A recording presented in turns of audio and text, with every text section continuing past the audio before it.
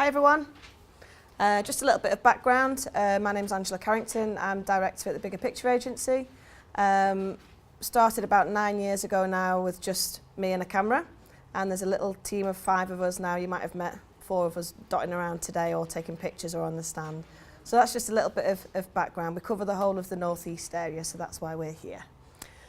So content is king. You may have heard that expression bandied around a little bit over the last few months.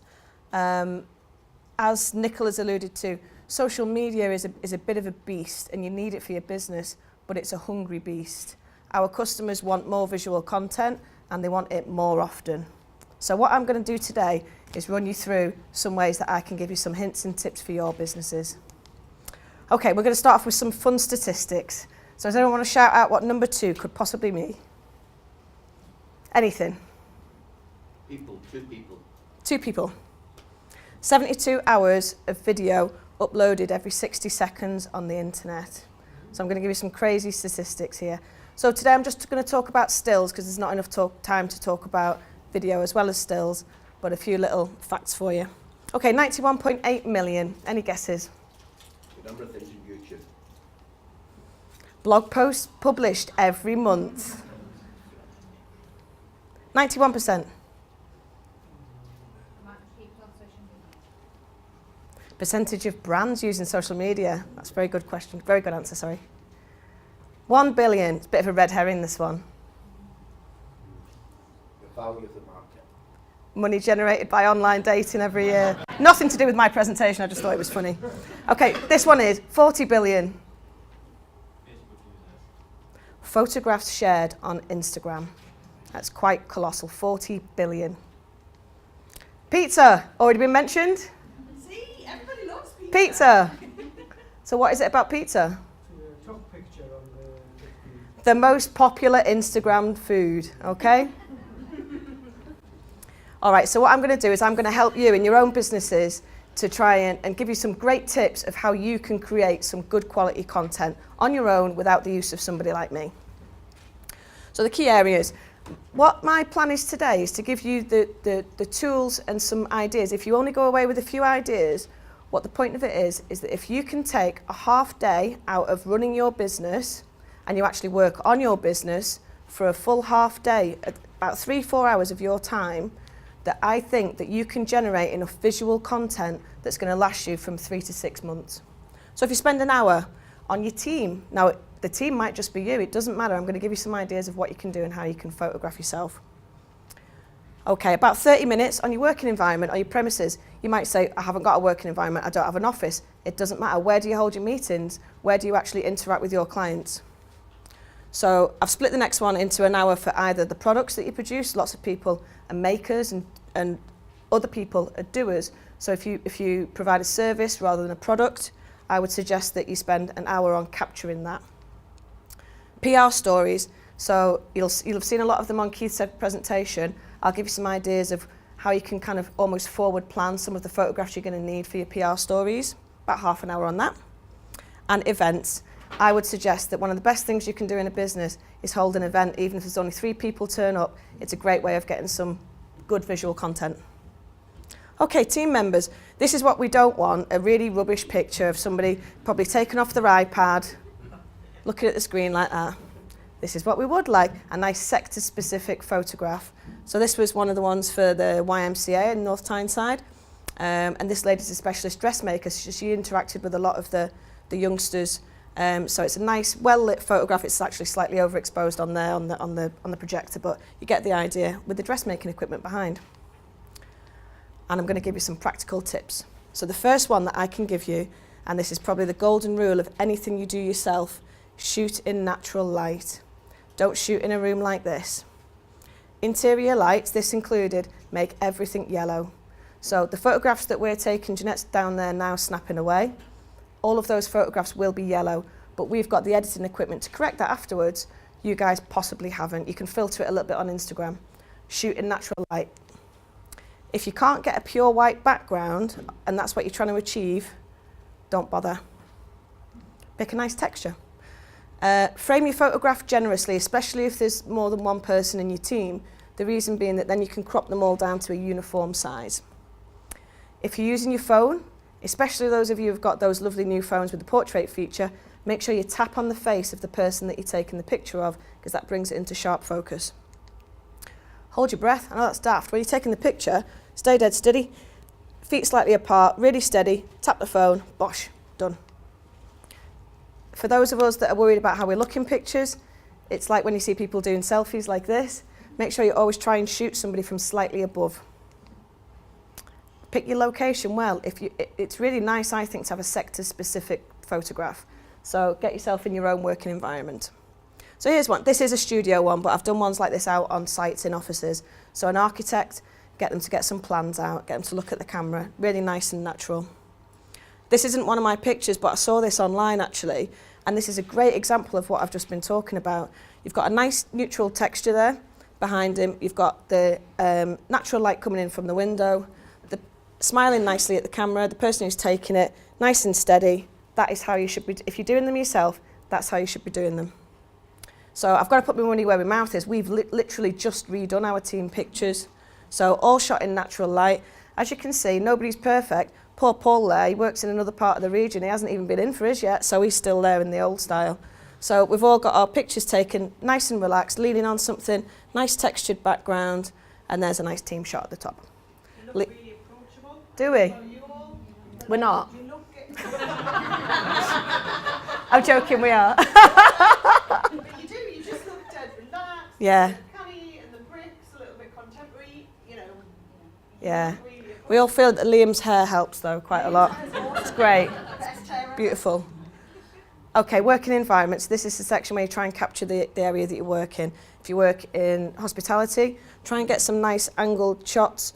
Again, if you're using your phone, focus on one part in the foreground and it'll automatically blow the rest of the part out of focus like that. If you work in kind of a bar or a cafe, get people actually doing things. I personally like, if you're getting working environment shots, they all work really nicely if you turn them in black and white. They just look a bit more cinematic. Working environment, if you've got a beautiful building, this was actually for the construction firm that did that bit at Royal Keys rather than Royal Keys themselves. But if you've got a nice building, why not walk 100 foot away from your building and then take the picture of where you work, because you'll get a much better result. Also, pick a sunny day. If you've got, it's not. Keith's is much better than that. If you've got some nice, thanks. If you've got some nice features, try and get those as well. Right, if you sell products, does anybody in the room here sell products? Oh yeah, you do. And you do, yeah, lovely. Okay, I'm going to show you some ways that you can actually take photographs of your products that will help to sell them. Get them out in a nice environment. Environment is everything with your products. Now see this one on the right? It might look, oh God, that looks really snazzy. You could do that with natural light. That's not done with natural light, but window light. That is floor tiles. We use all kinds of crazy stuff in the studio to get nice pictures. It's just a sample floor tile. Okay, if you can't cut out your product and put it on a pure white background, please don't bother. There's nothing worse than looking at products photographed on, it looks grey and awful, it just looks shocking. Just don't do it. Place your products in a natural environment if it's at all possible. So if you're a wedding planner, get it on the table at a wedding set, take your pictures. They're going to be so much more valuable to you. Shoot using daylight, not room lights where possible. You can see there's a theme. Tap your phone on the product if you're doing it on your phone. Hold your breath. Be creative with the location if you're going for a particular feel. So even if I'll show you an example in a second.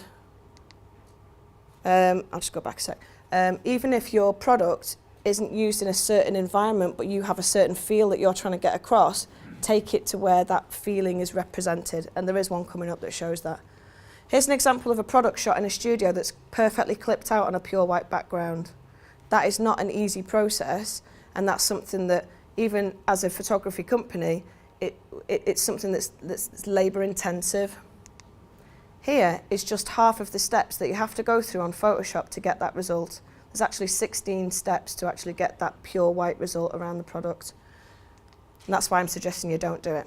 So here we go. Here's Firkin Gin, a company based in Tynemouth. So what did I do? Instead of getting it in a bar, I took it to Tynemouth. I took the bottle to Tynemouth by the beach and got it in a completely different environment.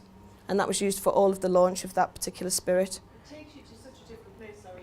No, it's cool. So you can imagine yourself with the gin on the beach, a little bit tiddly, 8 o'clock in the morning, Sitting on the seaweed. sitting on the seaweed. It's about the It's the feel. skin and That is the bone. one that's about the feel. Yeah, it's lush. It's lush. Does anyone remember them ships that were there for ages? They're in that picture. That's why I lost me. And the same, cafes, that kind of thing. Just make sure you get a nice sunny day, lots of natural light. Another floor tile and a £1 plastic, what are they called, them things that, thank you, a charger, a plastic charger from B&M. How good does that look? Services are much more difficult to actually photograph. What you need to do is try and get that feeling across and capture people doing what they actually do for a living. It's more difficult than you would think because you get people giggling, pulling silly faces, they go wooden, they suddenly turn into one of those little dolls that you can't mould. So really you've got to take quite a lot of shots to get people to the point, I do as well, where they're actually just relaxed and they've forgotten that you're there. Okay, check the environment carefully before you start. This is really, really important, and perhaps one of the first things that Keith ever taught me actually many years ago when it came to PR, which is don't get other people's branding in your photographs. So why would you take a picture in an office environment with a Coke can, with a calendar? I don't think anyone has topless calendars anymore, thank goodness, but you'll see some dreadful mugs. Why would you do that? Tidy up the office first. It doesn't have to be perfect, but take everything out that you don't actually want to be out there on the internet. Shoot in daylight, see the theme? Tap the phone on the face of the person. Try to avoid giggles or awkward poses. The worst thing that you can do when you're trying to photograph somebody in your business doing their job is to say, for example, Karen, go over there and set that table. Because Karen's going to go over and set the table and be like, she's going to breathe in, because everyone does, breathe in, and how do I look best? Like that, and they're going to start being completely unnatural. What you want them to do is say, you go and photograph that table, you go and set that table and ignore me. And then you can just walk around them and sneak around, and then they'll be much more natural. Be creative with your location if you're going for a particular feel. Take loads of pictures and just cull all the bad ones. You wouldn't believe how many pictures we'll have taken today of people going like that. With eyes shut and everything. Everyone does it. Just get rid of them. It's not like it's film anymore and you're going to waste loads of film. Just delete them. So we recently did the photographs for Generator as they rebranded. So instead of doing them in their Generator offices, took them to Kiln in the Eusburn, lovely new bar, got them sitting around having a meeting. I just asked them to completely ignore me. I just walked around them, natural light, and shot them from all different angles.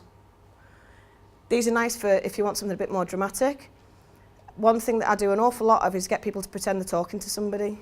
So I'll have to say, I'll pick something behind me. So say you're taking a photograph of somebody there, pick a spot for them to look at, otherwise they're going to go like that.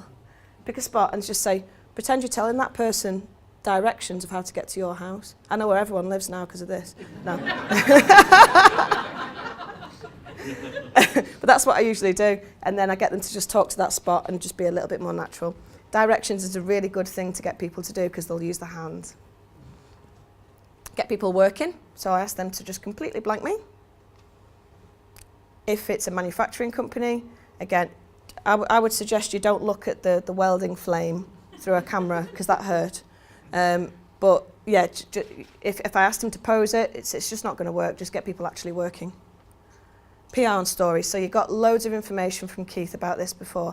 I'm going to give you some tips on what you can photograph within that half-day session that maybe is forward thinking for what you might want to have a PR story go out about. Okay, anniversaries coming up. I don't mean your wedding anniversary. Business anniversaries, milestones. Have you been trading for 5 years? Have you been 3 years in your current premises? Have you got to 10 staff? These are your business milestones. And take a picture on that half day that you're going to spend taking pictures of any milestones that either have just happened or are going to happen in the next 6 months. Are there any new qualifications within the team? I bet you any money that in this room, in the businesses that you're in, there's people that are constantly doing professional qualifications. So why not take a picture of them And then you've got another blog post, you've got a story, you've got something that you can use. But if you don't take the photograph when you've got the opportunity, you've got nothing to actually deliver to anybody. Are there any new services that are going to be offered by the company? We've currently got one at the moment where we've got a story happening about a new service that we're going to be offering. So we've already done the photo shoot to accompany that when it's ready to launch. Have you got any new team members coming on board? We're all employing people all the time, all working in strategic partnerships with other people. Why not take a picture of that to celebrate it? You might think, oh, nobody cares if I'm working with Bill down the road. Doesn't matter. Just take the picture, and people actually, you'll be surprised, people are well nosy, they are interested. Exactly, yeah, good point. Are you moving premises? Are you moving to bigger premises? Are you moving to better premises? Take a picture of the premises, maybe take a picture of the old premises and the new premises that you're going to be moving into. If you're not in there yet, just go and stalk outside and take a picture. Day in the life pieces, this is great for PR, isn't it, a day in the life piece. Follow, it sounds a bit weird, follow one of your staff around all day and take pictures of them. That does sound really weird, doesn't it, when you say it like, oh, is that just me? Spend half an hour with them and get them to do all the different tasks that they normally do within their working day, and then you've got a fantastic blog piece. Also, it's an editorial piece. It could go into a magazine. It could go absolutely anywhere. It could go in an Ask the Expert section. Any new endorsements, partnerships or regulatory bodies? So let's say you're a trade and you suddenly become registered with the Federation of Master Builders, something like that. They're perfect stories. And you might think, well, I haven't got anybody from the Federation of Master Builders.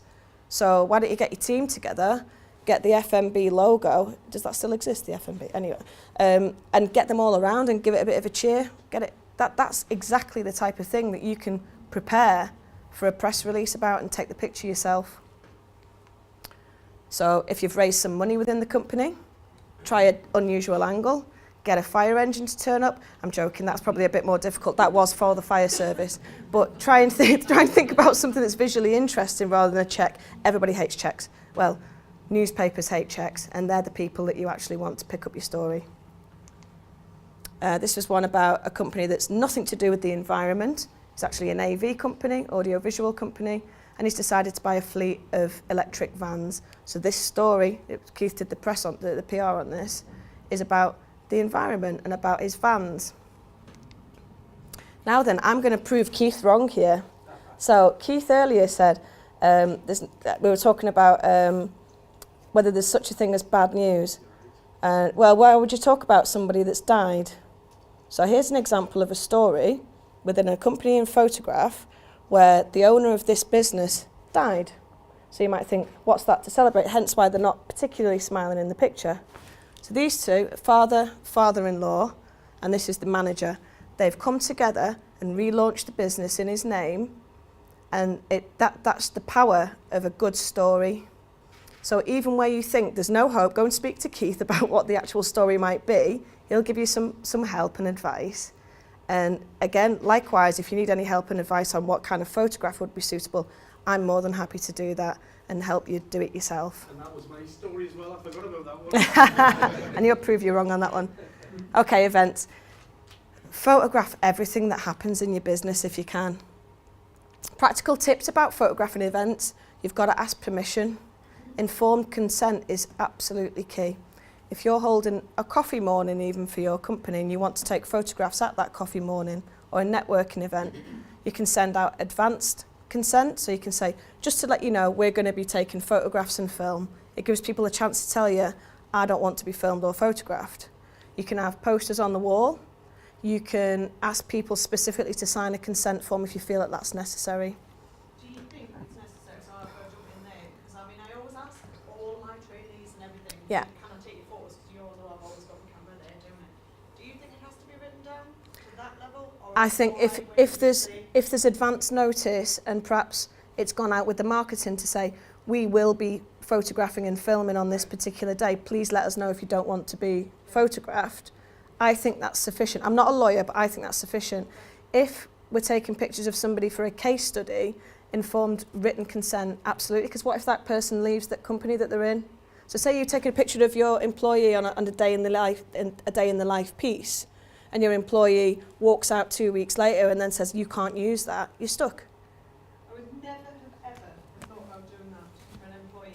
Yeah. to write down, not when they were on there. I didn't ask you to sign anything, did I? When we took So, photos? I mean, that's, again, if anyone we've got a stand in the corner, if anybody wants to pop over, if they want a copy of those types of consent forms, just give me a business card and I'll whiz them through to you. I'm happy to share what I've got with anybody in the room. Staff meals, if you go out for a do, obviously not when you're knocking sambucas back necessarily at the end of the night. But at the start of the night, before it gets messy, take some pictures. They're great for social media.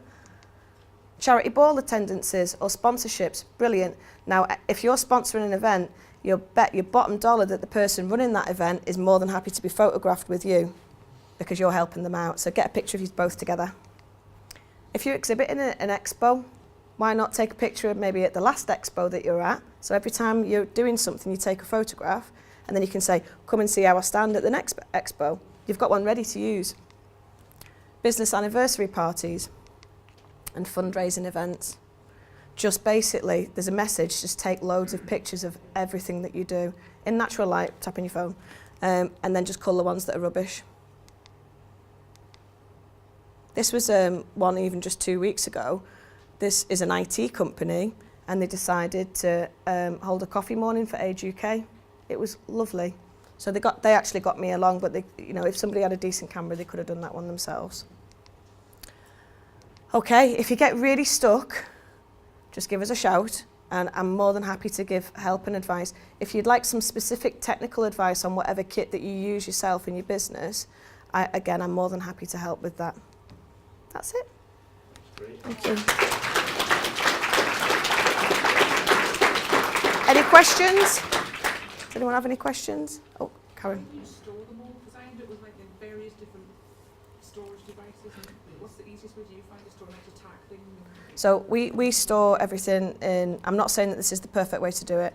We store everything on external hard drives, but people fall into the trap of thinking if it's on an external hard drive, that's their photos backed up. It's not, that's still just one copy. So for every external hard drive we have another one. So once a week we copy that across. So we've always got 2 copies of our files. It's obviously a bit more important for what we do. And we have basically an Excel spreadsheet that catalogues where everything is and on which hard drive.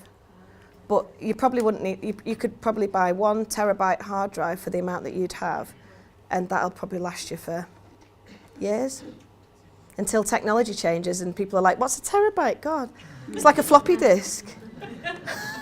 Honestly. Hi. Hi. We're launching more than Chamber on the 8th of June, and we're doing it in Segatunium. We've got 2 Roman soldiers Wow. and a musician. So we were with, I think we've got a photographer, but I'm not in charge of that, so sorry about that. But we're sort of picking a set list of pictures that we want. Yeah, brilliant. You shall get a picture with the man, you shall get this, you shall get that. So as well as doing that, would you do the candid shots as well?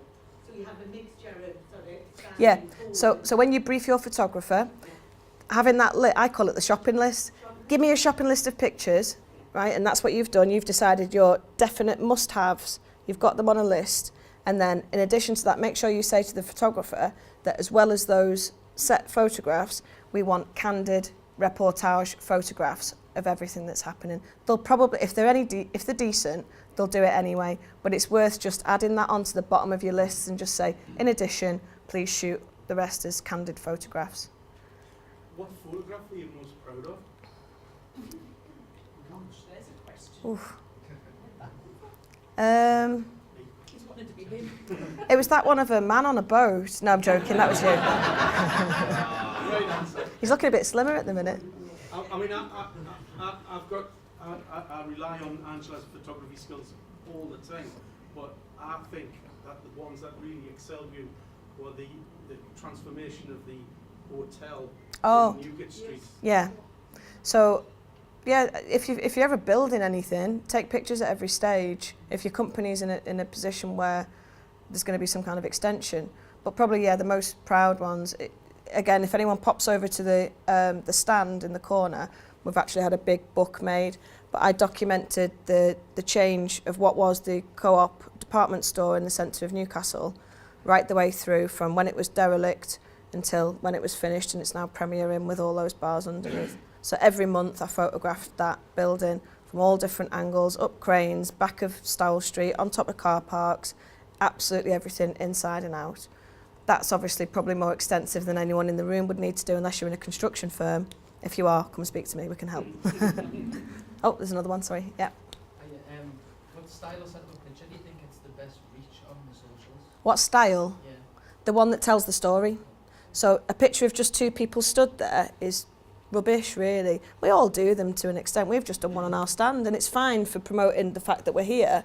But if you want to make a picture that almost encapsulates the story that you're talking about in the writing, that's what you need to do. And usually that's with props, location, and Roman soldiers and things like that. It is, the wackier the better. To get the best reach, the wackier the better. If you've got something that's seasonal, Keith did some PR for me, God, years ago now, and it was snowing, and he said, because I'd bought a 4x4 so I could make sure I could get around all the time, he went, get out, it's snowing, go and take a picture. So I had to set up the camera on a tripod of me stood in front of the Jeep in a snowstorm. It went everywhere, didn't it? It was crazy. He's good at his job. But that's... but you know, the crazier the better, just make it interesting. Oh, one more, Jason, yeah. A lot of businesses, as you rightly say, they're able to do a lot of their own photography on phones. Yeah. Really great now.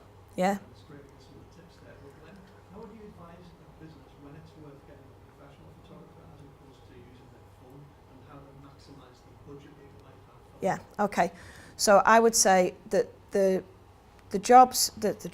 shoots that you probably won't be able to do are ones like this. You're in really poor lighting, you've got no natural light.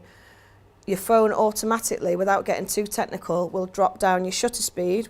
I know it seems like it hasn't got one, but because it's low light, it's trying to let as much light in as possible, and that means that any movement, even somebody moving the head like that, is going to end up in a blurred photograph. Somebody speaking on a screen here, you might find, those of you that have been trying to take pictures while I've been talking, that most of them will be blurred. It's really difficult to get a static shot of somebody in low light like this. I would say that's absolutely where you need a professional really to do a decent job. In terms of budget, I'm quite confident that in, like I've just explained how you can do it yourselves, in just half a day, a professional photographer can get you enough visual content to help promote your business for months. That's really not a big investment financially. It's much better than thinking, oh, should we get somebody for an hour here or half an hour there? It's always sporadic and messy. If you actually say, okay, we're gonna spend half a day or a day if it's a big company, and we're just gonna blast it, you'll get an amazing return on your money doing it that way. Planning's the key. Is planning what your photographer's gonna do on that day. Can I add to that? Because I think Yeah. the website, personally, I'd like to see professional photos on a website because it's staying there and it's your shop front. But also marketing materials. Yeah. So for me, I take thousands of photos all the time, but there are specific things that I want a professional, because I've got a great phone, but I'm not you. I can't Yeah. take the photos you can take. Yeah. So your website, your marketing materials, the things that are going to stay for a while, for me, that's when you would spend your money on a professional photographer. So social media every day, that's Yeah. fair and fair enough. You know, you can set that up and create your brand, it goes with your brand, everything, but those things where people are going to keep coming back and looking at you. Or something that's going to be blown up on a banner stand, because you try blowing up a phone picture onto a banner stand, it's going to look shocking. Evergreen photos. Evergreen photos. Absolutely. Well, that's my new company We were name. a local insurance company not long ago, like they were revamping the whole like website and everything, and basically spent a whole half day like doing stacks of different photographs within their like working environment and everything. And it's populated the entire website. Yeah, they even had their like dogs in and stuff like that. So like literally like we did all sorts. Yeah. And that's like the company that's doing their website is totally over the moon with that, but also because we took so many photographs, they've absolutely got like loads and loads they can use on Twitter. Social media, yeah. Putting on Twitter, Facebook, things like that. So for the next few months, they've got like a big. It's like a catalogue, yeah. Of professional photographs to not only put on their website but also on social media. Your headers on your social media. So Yeah. like, you know, your headers at the top of your Facebook page, your Twitter account, your LinkedIn. can Like, possibly do them yourself though. Possibly, Yeah. but if I've got a whole suite of professional ones, Yeah. I'd like those headers to match my website, to match my marketing, so that brand, where are you, Lisa, comes through, so it all matches and people get the same experience. Great. Awesome, thank you Thank so you. much. Oh, good.